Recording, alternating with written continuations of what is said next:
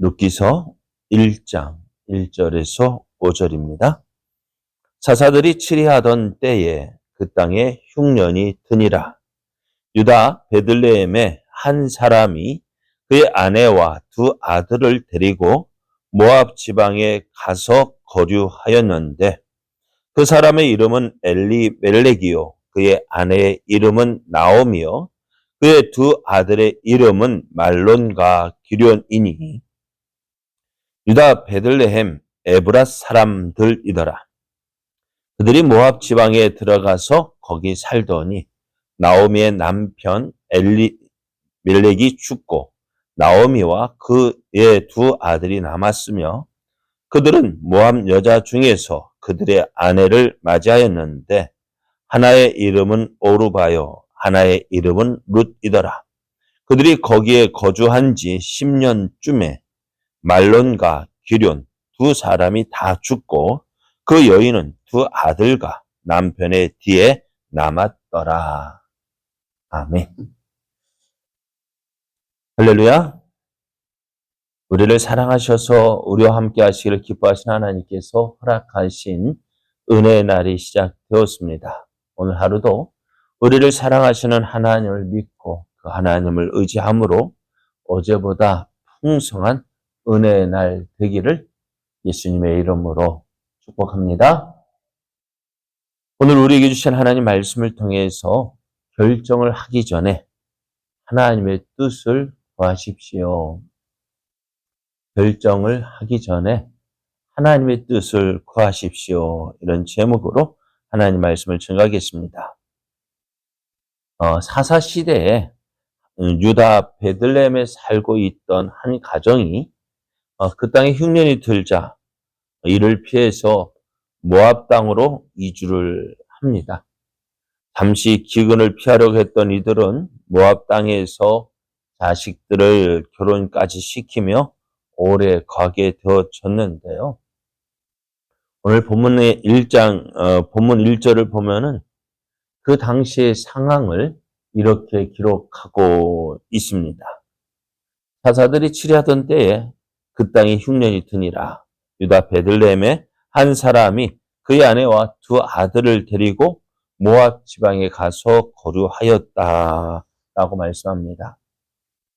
룻기가 기록되어진 때는 사사 시대였습니다.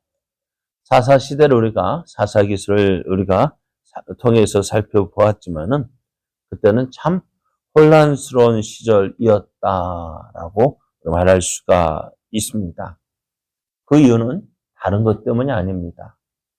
사사기 21장 25절 말씀과 같이 그때 이스라엘에 왕이 없음으로 사람이 각기 자기의 소견에 옳은 대로 행하던 때였습니다. 왕이 없기 때문에 자기 소견에 옳은 대로 했다 했습니다.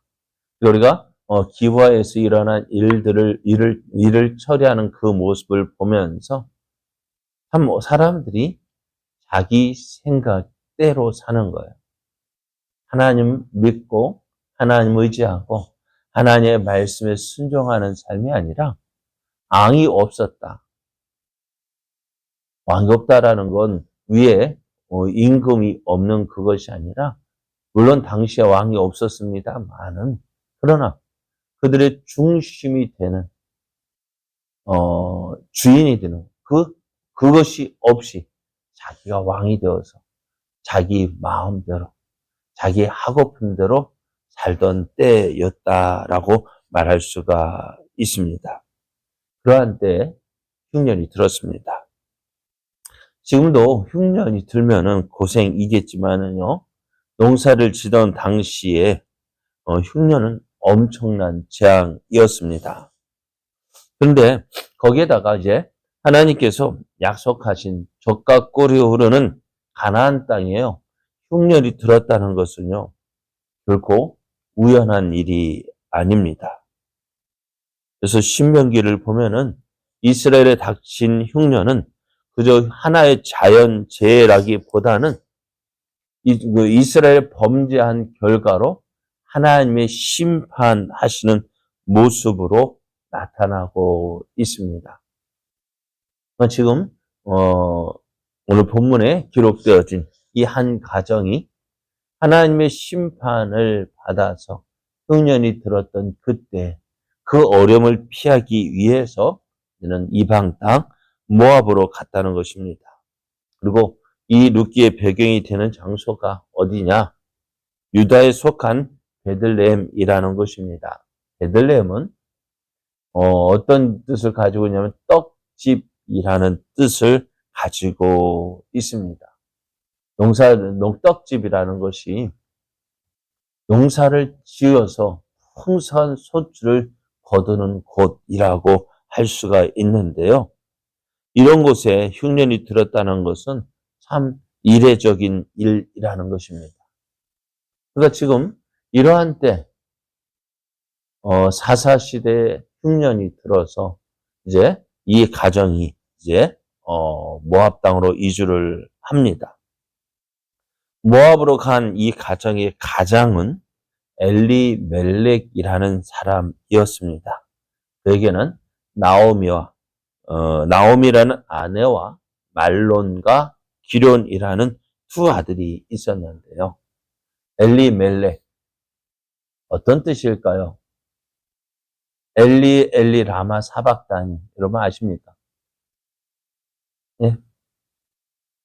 엘리 라마 사박다니 나의 하나님 어째요 나를 버리시나이까 해서 들어본 것처럼 엘리라는 말은 나의 하나님이라는 것입니다.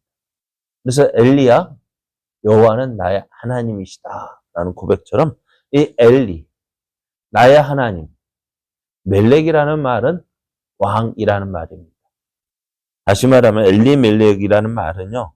나의 하나님이 왕이시다라는 뜻을 가지고 있습니다. 하나님이 나의 왕이시다.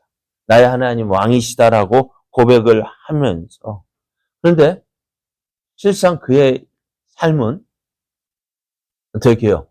그의 이름과 다른 모습으로 살고 있었습니다. 왕 대신 하나님의 뜻을 따라 살기보다는 자신의 판단에 따라서 흉년이 들지 않은 곳을 찾아 약속의 땅 베들레헴을 버리고 이제 모압 땅으로 이사를 하게 되었던 것입니다. 이러한 일이 이제는 아브라함 때도 있었고 이삭 때도 있었습니다. 기근을 피해서 아브라함도 애굽으로 내려갔고 이삭도 애굽으로 내려간 적이 있었는데요. 약속의 땅을 떠난 그들이 아브라함 어떤 일이 있었습니까? 또 이삭에게는 어떤 일이 있었습니까?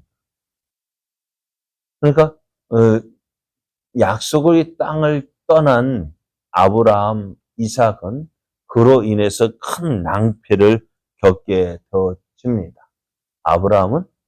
아브라함과 이삭 그 아내를 빼앗길 위기에 처하게 되어집니다. 그래서 야곱도요. 이 요셉이 애굽의 총리가 되어지고 그 땅에 7년 흉년이 들고 7년 흉년이 들었을 때에 먼저 곡식을 사기 위해서 자식들을 보내고 그러다가 요셉을 만나 어디요? 애굽으로 내려갈 때 걱정했던 일이 무엇이냐? 바로 이것이었습니다. 근데 하나님께서 주신 가나안 땅을 버리고 내가 애굽으로 내려간다는 것이 정말 하나님의 뜻일까 고민했던 것이 야곱의 모습입니다.